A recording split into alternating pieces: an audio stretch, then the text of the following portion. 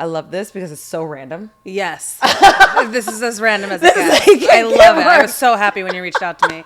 You can't get more random than this because it's so random because we met at this AI conference that I saw someone else like on LinkedIn. I really have nothing to do with that person or with this conference or with AI. And I actually really got a lot out of that conference. And then we almost barely talked. Yep. And then you're at my house. Yes. And on this podcast. Yes. Thing. And I love being here. That moment was so great because I think I just caught your eye for like 1 second and just decided to say hello, which is something I've been trying to do. I was going to ask, do you do that? I do that. Okay. Well, I'm not always amazing at it, but I do travel solo frequently, and I've written about this before. When I travel alone, there's more of an urgency to say hello to people, and also other people are traveling alone.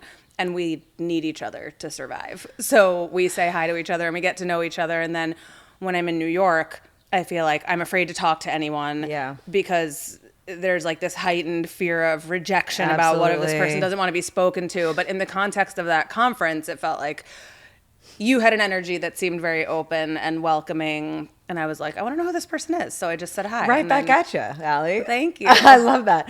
I actually want to get into every single thing that you just said. But first, how was your day today? Okay. It's been a pretty good day, I'd say.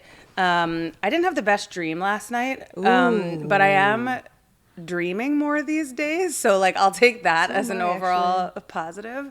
You are too? Yeah. Do you like write them down and digest it, or do you kind of like forget it and let it be a dream and then move on? I want to do the former, but I do the latter. Yeah, same. So like I can't even really remember what this dream was about, but I know that it gave me a weird feeling when I woke up. Someone was in the dream that I didn't want to be there. I'm like, why are you in my dream? But from there, it was good because it started with a walk. Cool. I caught up with a friend in India. Oh my gosh. We'll talk a little bit Yes. later about how I spend a lot of time there. And anyway, so the time zone really works for me. They're like winding down their day when I'm starting my day. So went for a little park walk, caught up with a friend. Oh my gosh. And then I was super productive. And then I decided to do a meditation before coming over here. Amazing. Just to sort of get myself feeling good before being on camera. How long was your meditation? It was 15 minutes. I scheduled 30 good. minutes. And then I did 15 never done 30. instead. Yeah. Okay. And I love that you walk and catch up. Is that like a thing? You're like, okay, I'm going to do my walk and then I'm going to catch up with someone? I am like the queen of the walk and talk. Yes. Okay. I'm probably that annoying person in the park that's like always on FaceTime. People No, are you're like, FaceTiming? please stop. So you're like this? I am occasionally. Okay. I try to keep the volume down. That doesn't give you a headache? Because it's like I feel like anyway, sensitive to so many different senses. Totally. I try not to keep it too long. So it's like, 10 minutes. Okay, cool. And then others, like I'm headphones in, the phone's in the pocket, and I'm just walking and talking. But yeah, I do a lot of walk and talk catch-ups. Like sometimes I'll walk for an hour and like catch up with a friend in another city. I love that so much. Okay, so you seem inherently social. And like, I don't know how you feel about terms and boxes, but like, so are you an extrovert? I just had this conversation this past weekend. I don't think that I actually am an extrovert. I recently looked into my human design, if you're familiar with that concept at all. Mm-hmm. I'm a projector. So am I. Which are you? Yeah. That's so funny. That makes sense. Yeah, see, this is weird. Okay. And I was expecting that my human design environment would be something like a market or, something very, very social and very bustling. I spend a lot of time in markets. I travel solo and I stay in social places, like in hostels, for example, even though like I can afford to not stay in a hostel. But what are you doing? Okay, keep going. What are you doing there? Why? Because I love the social aspect of it. Okay. But my human design environment was caves Caves are really controlled environments where I can see who's coming in and out. They're sort of like natural lighting, natural airflow. And I think that is really true of me. When I need to recharge, I need to be alone. Yeah. I love being social for certain reasons, but I find it very exhausting. Okay. Yeah. Especially the more present I am, the more exhausted I am by social interactions. Absolutely. I love that, actually. When I'm at my best, I am the most present, and so being social can be exhausting. Yeah. If that makes sense. Absolutely. I mean, I'm the exact same way. It's like, and why the impetus or the inspiration, I guess, for even doing podcasts or having these conversations is because I worry that in the age of AI or technology or political climate or whatever, like we're kind of retreating into ourselves, or it's a natural tendency. It's a natural tendency for me, even though I love new people, but I can click on some social anxiety, for sure. So I love that. Like just like forcing the conversation, getting a little awkward. Yeah. And see what happens. I love meeting new people in environments where I feel I can be myself and where I can have real conversation. Like where we met, it was pretty low pressure. It was low pressure. It was like we had like 3 minutes to say hello and say something interesting to each other. Was it like a lunch break? I think we were just walking from like one room to the next and just said hi. Love that for us. And then, and then just like, now I'm at your house. And we just sat down next to each other and talked for a couple of minutes, but there wasn't pressure to, continue the conversation or like quote unquote network. Yes. Because I am a really social person now that I'm thinking about it, like as a quote unquote grown up, I probably spend a disproportionate amount of time with other grown-ups who are also very social. But I do that in these cave-like environments where, I'm not going into like noisy bars where I have to make small talk and shout over a lot of people. This actually makes a lot of sense. So I think the environment plays a big role now that I'm really thinking through it. Fascinating. Okay. I saw you at another lunch table, I think, and I was a little jealous, or I saw you in some other environment because you were like meeting more people and like super chatty. And I was like, no. I met you. Like this is my checkbox for that whatever event. That's so funny. Sweet. I love that because you told me at this event and I saw like on your LinkedIn that you're a futurist. And I've actually never heard that before. Oh, really? Yeah. I know, which is kind of embarrassing. Because I worked at Google and blah, blah, blah. But like, what is a futurist? Like, what is that? And I don't care as much about like your job and all that. Right. But like, what is it? What it means to me is imagining possible futures.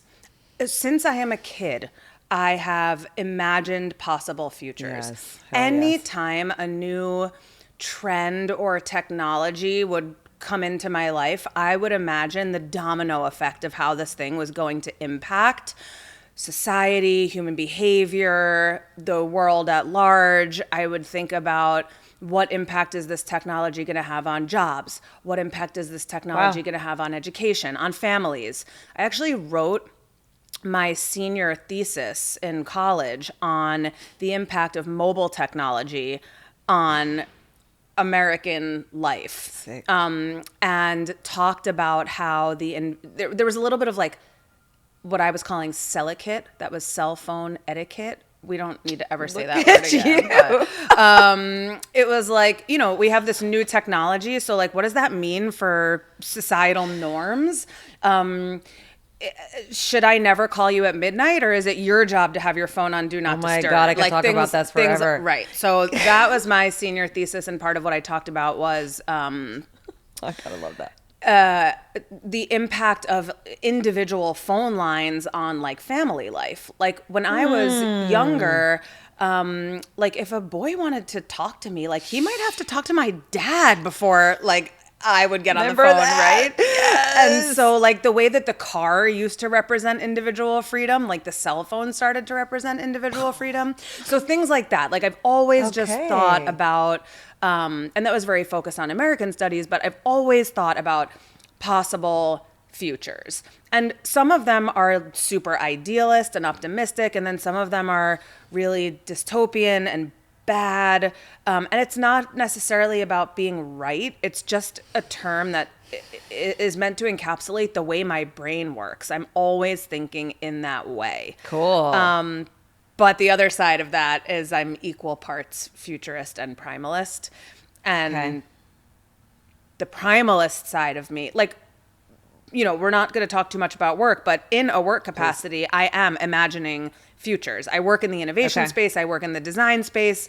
I work in business. I need to be thinking about where things are moving and how that's going to impact economies. And so that's like me in a blazer, like doing quote unquote work.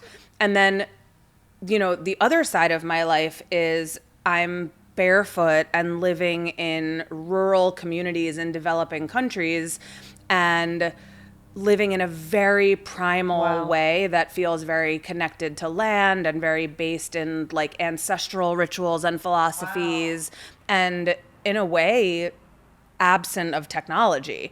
And so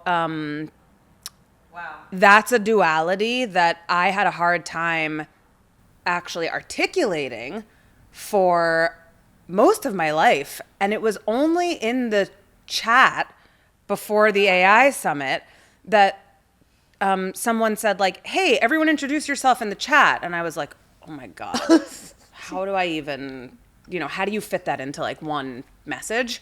And it was that morning that I finally figured out how to talk about that duality. Amazing. And it got such a positive reaction. Mm-hmm. I think a lot of people feel that way, but have had a hard time articulating it. But I'm kind of similar, frankly.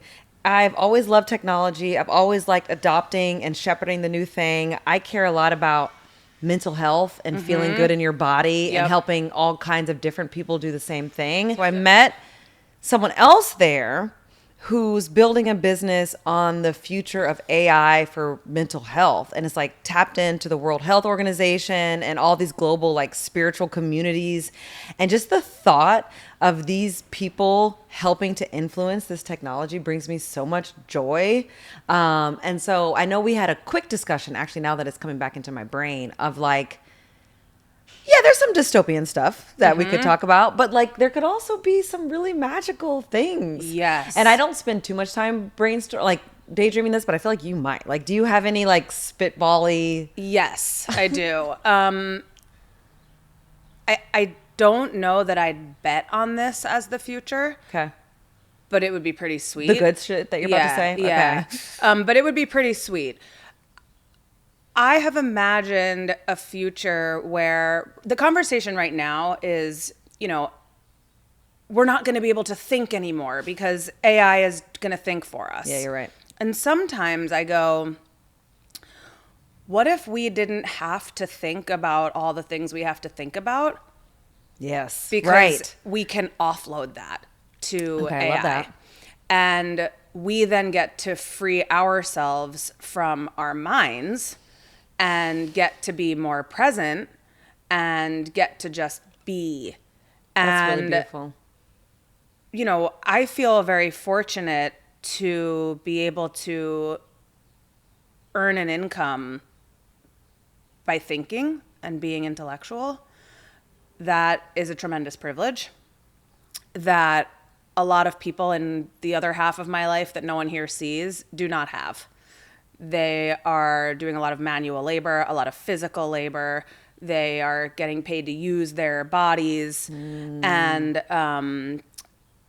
it's really, really hard work. And so there are times when I just wish that like AI robotics were moving faster than the sort of LLMs that we're all using, because there are just jobs I'd love to see offloaded from some of the people that I love. But anyway, that's Can I ask you a quick question on that? Yes, yes. Okay, so I hear some people in my life who are inspired to go back to a kind of manual labor. And I know what we're talking about is different. Like there's privileges to this. Sure. But like, what if you had your own farm and you were like just tending to your life and your yard, and like that could be your simple but beautiful way of living? Do you have a sense, and we should totally get into like how you're involved and work with people on the other side of the world. Do you have a sense that there is something really natural and beautiful about that work, or that's not what we're talking about really? There are so many layers to it. Yeah. There are natural and beautiful things about it. Perhaps where it gets kind of ugly is the part where there isn't much choice or flexibility around like how much time has to get put into that just to like survive. Yeah. So tell us about it. Tell us about like one of my very, very dear friends in India is, and this person became a friend through being a helper to my small business. I make clothing and accessories in partnership with artisans in India. It's a few different artisan groups, and we operate a profit sharing model. And I thought I was going to go like head to head with Etsy, and that is totally not what's happening. But it is a profitable small business that does operate a profit sharing model, and more than anything, it just builds like integrity in the working relationship. Love that. How long have you had this? It's been like 6 years now. Cool. Yeah. And so someone who was a helper to me with my business became a really dear friend, and I've spent time in this person's home, and he works 7 days a week. There are no days off. Okay. None. Okay. And this is a life that he has become accustomed to because there just isn't another way. Okay. The only way for him to take time off would be to pay another human to sit in his spot. And so until the time that he can afford to do that, he's the guy. Yep. So, maybe the manual labor thing is, it can be really beautiful, but I think pairing it with like the option to take some time for yourself is like where. Essential. Right. You're kind of like touching on this thing of choice too. Yes. And it doesn't feel like we have a choice with the technology that's coming and how fast it's coming and the way that it's coming for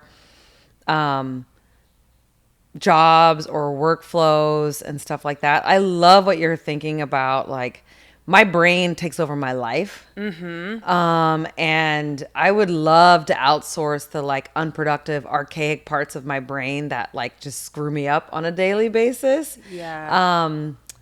But I also fear for like my child's education and like the ability to think. I love to just think and pontificate on stuff. Yeah. So I love what you just said. I love to just think and pontificate. It would be amazing if we could be using our thinking time to do that. Yeah. Like to go back to the start where like we had conversations just to have conversations. Oh, you're so right. And just to like explore our intellectuality and enjoy how our brains and our minds work instead of having our thinking be this output that we're compensated for. Yeah. Again, I recognize the privilege in being able to do that. I'm so grateful I can do that. I'm not sure that I would choose the alternative. I suppose I'm just imagining a world where we can offload a little bit of that to AI, and does it allow for us to be more present? Or do we just end up being like executive directors of our lives where we're bossing around 10 different AI agents all day? Like, I mean, maybe. I don't know. How do you use it in your life? I wish it were actually more useful. I know there's a conversation about like, I'm ready for AI to get to a point where I can say, okay, Spotify, take the 5,000 tracks that I've liked and you just go and sort them into vibe playlists.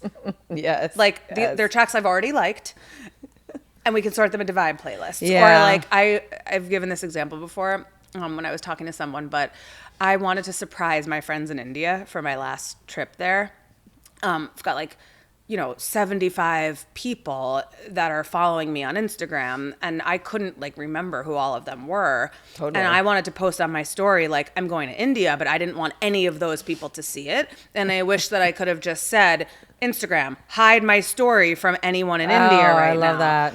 But we're not at that level. Okay, look at you. Yeah. So it's actually not as useful as I want it to be in a lot of ways. Like those basic contextual prompts that I want to be able to give it. But in terms of like how I'm using it otherwise, I use it for a lot of inputs and a lot of outputs. And then I try to use my own brain for a point of view or, you know, taste or like incorporating my lived experiences. I actually like writing. So when I'm using AI to write things, there will definitely be a gem here, you know, a gem in there somewhere, but I get frustrated often. It's not so much like I think I'm a better writer than AI. It's more, it's just not able to capture my lived experience and bring that through in what it generates. And so then I'm like, ugh, I have to like un-AI-ify this. Absolutely, every time. So I love your Substack, by the way. Thank you so much. It's really thoughtful. Oh my gosh, cool. thank you. I really appreciate that. That's it. the best compliment I've gotten all month. Oh my God, thank you. It's great. You asked before something that sparked a thought about you know, possible futures for AI. And I was just reading something this morning. I'm so sorry that I won't be able to credit this person properly because this is not my original thought, but it was a really good articulation of the thing I just described where we offload the thinking to AI. And it was about reframing AI from artificial intelligence to collective intelligence. Oh, interesting. And so instead of it like taking our jobs, does it help us have more information collectively? And where I was going before with, you know, the future primal duality is if AI really is about collective intelligence, then inevitably it will incorporate ancestral, ancient wisdom and knowledge about the fundamental building blocks of the universe. I would love that. But how? We would need people with that lens to train. Inform Yeah, exactly. Well, it sounds like that's what you're right. Contact You're right. is doing. And if it, I mean, that information exists, so hopefully it's being used as we're developing these tools. But I love taking it in that direction. And me too. It keeps me sane. Yeah, me too. Okay, great. So we're going to do that. So if you know anyone doing that. Exactly. No, I love that too. I think about that. Like I have not quite agents because they're not acting on my behalf, but my AI is like, I have a space for like my health. Okay, I have high cholesterol, or like I like this vice. Like, can we just like unpack this? Or I like this. And then I'll have one about like this podcast business that I'm budding. And like, so I have these little think tanks that are really useful. Yes. And frankly, I like it. I agree. Like I don't ever take its output and use the output as a thing. But for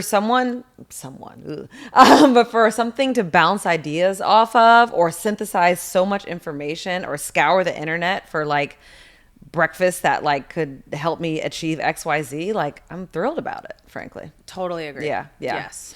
Okay, let's go back to human land and primal thinking and just like, I'm curious about, because in a dystopian view, which I think I said in the beginning, it's just like it's harder for some of us to have relationships in the human world. Or you talked about New York City versus like other parts of the world where it's like ease, it's convenience, it's stay within your tribe. It's like, why are you talking to me? And I like hate that for us. So I'm curious, like are you meeting new friends? Are you keeping up with your old friends? Like, what's your friend life like right now? Oh, I love that question.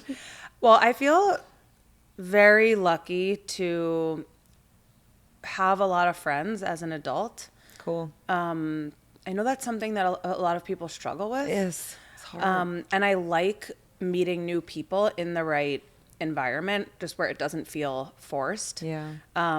Where we can both be authentic. or it's in the context of like a shared passion. Like I love to meet someone like shooting pool, where Is that a passion? I do. I love to shoot pool. Oh my God, fascinating. Absolutely awful at it, but I do love it. And I love the interaction that it fosters. Like you gotta talk to the other people to be like, hey, is the chalkboard up to date? And someone's like, oh, those 5 people left, like you're up next, and they come and grab you, and it's like this very human, real-time interaction. So I've got a really robust friend group. I have lots of different types of friends. I was going to ask. Okay. But I do have one group of friends that is like a community that I'm a part of. And I find community to be really valuable these days. Where'd you find this community? I found them on a dance floor. And yes, and where did I? That's not. Yes, I found them in a music environment. Cool. And wow, it's been really good to feel part of something, and to feel supported, and just have access to people who have similar passions. It's hard. I feel like. Okay, so are you social every day? Yes. Okay. Yes. Yeah. I am a person who meets someone for a coffee at least once a day, talks to someone on the phone at least once a day, typically eats dinner with another human being, or lunch. I am very social. Which is why people are very surprised that I'm an introvert. Yeah, They're like, have you ever spent 1 minute alone? Yeah, Like, exactly. what do you mean? 100%. Okay. Gosh, see, I just cannot relate. I'm so jealous in so many ways. Okay, I loved how you kind of described yourself. Like, I think you were describing your Substack, maybe, how you kind of split between, your chosen kind of identities or personas and the things that you didn't choose that make you. When you think about your communities and making new friends, does any of that matter? Or do you really lean towards your chosen? Because for me, I'll speak for myself. It can be easier to sometimes make friends or find communities based on the things that I didn't choose. Like, okay, I'm a Black woman, or a mom, which I guess I did choose that. But you know what I mean? It's like these external attributes, and let's connect on that. But I do find it a lot of times more fulfilling when it's that other stuff that I did choose. I like having really deep conversations really fast. I like people who are super open-minded, blah, blah, blah, blah, blah. I like to party and have fun. Where do your friend groups and social... I have friends, individuals, and also groups that are based on pieces of my chosen identity and pieces of my assigned identity or inherited identity, if you will. Yeah. And they're great for different reasons. I love certain aspects of certain communities, but then there are times when it might feel like certain values are not aligned. And I think as an adult, I've just more and more tried to be true to my own values, but also recognize that our values come from our sense of identity. And it's very hard to find people who are going to be 10 out of 10 down the ballot aligned with your values. And it's okay to accept people who are not 10 out of 10 aligned with you. Or to at least welcome that dialogue. I love that so much. And then figure out what to do with that. Yes. But the flip side of that coin is, I'll be the first person to say, I've gotten very good at saying no as an adult to people that I do not want to surround myself with for one reason or another. And real talk, these people may not necessarily be bad people. Our values might totally align. I just don't feel an energetic connection, and I don't need to be surrounded by that energy. Yeah. And so if I get invited to something and I don't think I'm going to appreciate the energies of the people there, and I don't want to spend my time in that way. I love that. I no longer feel like I have to say yes because of the person who invited me or, things like that. It's much more important to like protect my sense of peace and make sure that I can also be a part of other people's sense of peace. I'm very energetically oriented, but I also try to keep the dialogue open. I don't like putting people in boxes and saying, if you do this, then you're over here. And if you do this, that like, I don't believe in that. And part of this, and I'm going to go on a tangent for a second. Let it rip. So part of this is I have become obsessed with the idea of consciousness recently. Yes. And the relationship between science and spirituality, which at one point to me felt like total opposite ends of a spectrum, and today feel to me like they are so intertwined. So in becoming obsessed with this idea of consciousness, one of the things that I've understood or that I've become conscious of is the separation of the mind and the being. Yep. And yes. I love that and so the much. role that our egos play in strengthening our sense of identity and protecting our sense of identity. And in a way, I feel really fortunate to have been raised in a family that gave me a very strong sense of identity, told me who I was, and gave me an incredible level of self-esteem around that. That has benefited me in a society that thrives on the self and the identity. So kind of yay for that in a way, but then at the same time, it's also been my downfall. Yeah, I like feel that. protecting that sense of identity, my beliefs, and who I am, like it can really get in your way sometimes. Oh my God, I love that, Allie. Yeah, and like decoupling my identity and my ego from just being a human on this planet that's like just a ball of stardust, just like everybody else. Yeah.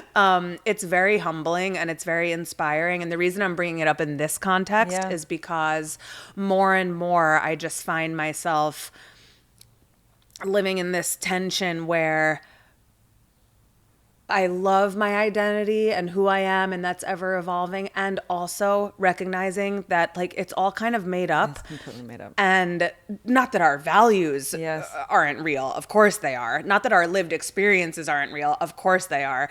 But remembering that, we're all kind of just protecting our sense of identity. Oh my God. Yes. And so like if someone doesn't align 100% with you, it's probably because we're trying too hard to categorize each other. And I think we're a lot more alike than we are different. So I just try to get to the bottom of like, where is that coming from? What are those needs? What are those motivations? Why is that person behaving the way that they are? And just be empathetic to that. How do you stay grounded? Like, what is your practice? And how has that evolved over time? It sounds like human beings actually give you a lot of sense. Sounds like you have really great boundaries, and this future thinking, but also like, of the earth and of the human beings kind of really helps keep you. But I'm curious. Oh, and meditation. Right. Yeah. What else are you doing? So I do a lot of yoga. Oh, cool. I will hopefully get my yoga teacher training no certification way. soon. I never thought I'd be a yoga person. I had sort of a judgment about yoga people and their yoga pants and all their yoganess, and that feeling that I was not one of those people. And that's like, I'm a person who travels to India all the time, and I still didn't feel identified with being a yogi. But then I started practicing yoga. I got dragged to a class by some friends, which is kind of funny because it was a hot yoga class, and I basically passed out and like couldn't walk for like 20 minutes Oh, after. no. And I was like, I'm going to do that again. You're like that. That was it. I do love hot yoga though. And so then I became really into yoga, and yoga is a big part of my grounding cool. practice now. I find the physical practice of balance very grounding. I do a lot of reading of spiritual material and material related to consciousness, like probably even more than I actually meditate. I read on the topic, which is meditative for me. Absolutely. And then I do try to meditate for a few minutes, a few times a week. And when I do, it's a lot of positive affirmations. Forgot about those. Yep. Just reminding myself that nothing is permanent, or reminding myself that I'm worthy, which it feels like silly to say out loud, which is why it's cool that this is the name of that podcast. I did not do that on purpose.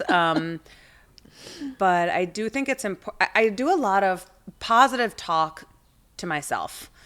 Cause it's scary. Like I'm single also. I'm single. But like, what's up?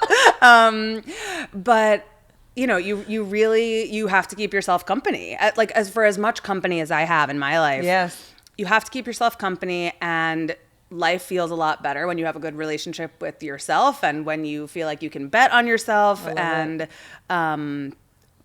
positive self-talk is a big part of that. That's a big part of how I stay centered. And like you said, coming back to leading with love and leading with a sense of oneness. There are things going on in the world right now that are insane, that I don't necessarily agree with. And at the same time, remembering that like a million things can be true at the same time, and trying to, and sometimes it's like hurts, but being an empath and realizing how that thing I don't agree with over there, that's still a human being. That is still someone who is making choices based on their own lived experience, their needs and motivations. And that person still deserves love. I know. Oh, so hard. And it's really hard, but like, trying to live from that place. And like you said, it's a minute by minute exercise. Yeah. But that has really helped me more than anything. I did use ChatGPT as a therapist for the first time the other day, and I fully cried. Oh my gosh. I dabble in that too. And it worked. Did it move you forward? Yeah, like it gave me a bunch of advice that I didn't take, but I like read it and I was like, okay, yeah, I'm good now. Oh my gosh, you're so funny. That reminds me, will use it for affirmations. Like, you know what? I'm having a really bad day and I like have this thing and I need to show up. Like, give me 10 affirmations. I forgot all about that. Gosh, that's weird and awesome at the same time. Yeah, try that out. I have a couple of questions for you. Oh, yay. Okay, cool. Do we have like 5 minutes? Yes. Okay. So I was so inspired when we first met, and I was like, so what are you doing for work? And you were like, oh, I'm the president of this company called Starface. And I was like, oh, how big is that company? And you were like, oh, it's 100 million in revenue. And I was like, holy shit. That is incredible. Congratulations on leading that type of endeavor. The most impressive thing to me about that is not the revenue side, but what I know must be true of a company of that size, which is that you have a lot of really high potential people working in the company. And so I imagine that your role is about managing extremely high potential, high performing people. And I'm curious what like one or two of your hot tips are on leading and inspiring high potential team members. Oh my gosh, thank you for asking. And you're spot on. I kind of feel like that's my whole job these days. I'm not going to lie. It's almost a lot of the stuff that we've talked about. Okay. Where it's like, I am present with this human being. Well, first of all, I'm going to start with like, it starts for me at the hiring process, where during the interview process, I spend so much time trying to paint a picture of who I am, and the kind of company and culture that I'm building. And then I try to do the same for them. Like, who is this actual person? What's their ego talking about? Like, how is their ego going to trip them up in this environment? I really try to understand that. And so I try to bring people in who are down for the type of leader that I am, which is a super direct, transparent, hands off, but also high expectation type of gal. And then the person that I'm bringing in, are you also that kind of person? And like when you're in your rooms with your team, are you going to bring that same energy? And do you already know when you're going to get in your own way? Because I kind of know when I'm going to get in my own way. I know my insecurities. I know will there show up, and I'll basically tell them that. But if I don't get any inkling of that, then they're probably not the person for me or for Starface. So that makes everything so much easier. Yeah. And then once they're in, I literally, like, all of these people are so freaking different. And I've only learned this on the job, if I'm honest with you, where it's like I can meet someone where they're at. So I'll have a, super senior creative person who, doesn't like when I'm moving too fast and we don't have time to digest things together. Oh, cool. Okay, now I got that. Then I have the opposite. Then I have someone who's like, I need you to come, like, I have my agenda. I want to go really fast through this. And so I literally am present and engaged and honest and transparent and working through the relationship at each daggone interaction. And it's really been working. Yes. I love that because you're describing what I imagine would allow you to feel like you can relinquish control a little bit. Yes.